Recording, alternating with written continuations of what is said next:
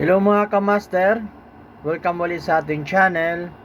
So meron tayong motherboard guys. Pag pinindot nyo ito,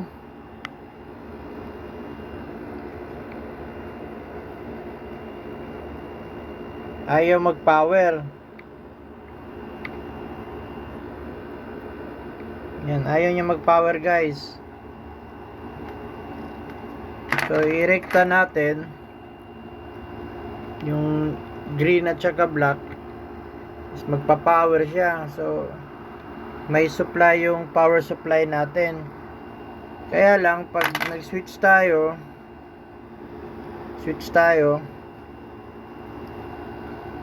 ayaw niya mag-on.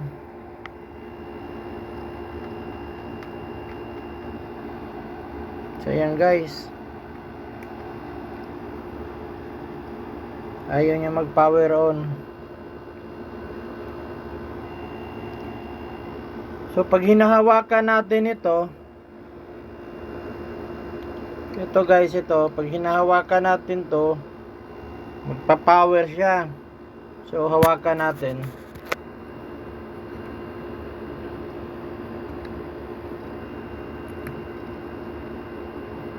I-switch nga natin.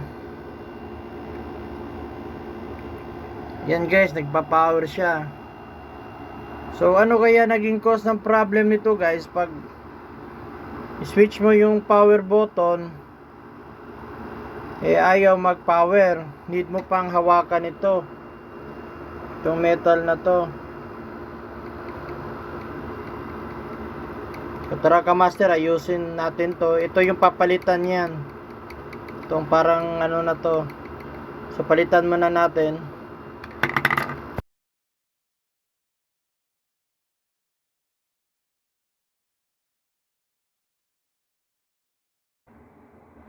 So ito na siya guys, napalitan na natin.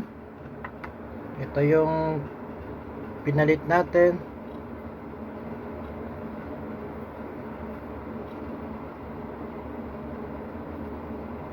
So titestingin natin kung magpa-power on na ba tong motherboard na to kahit wala tayong hawakan.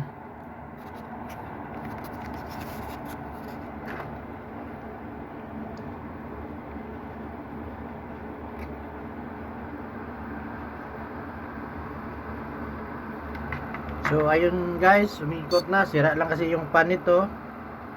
So makikita nyo may power na siya. So patayin natin.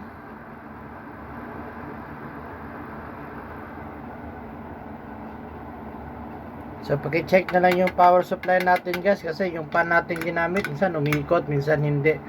So on natin ulit. So yun guys, nag-power na. Tayo natin kung mag-display.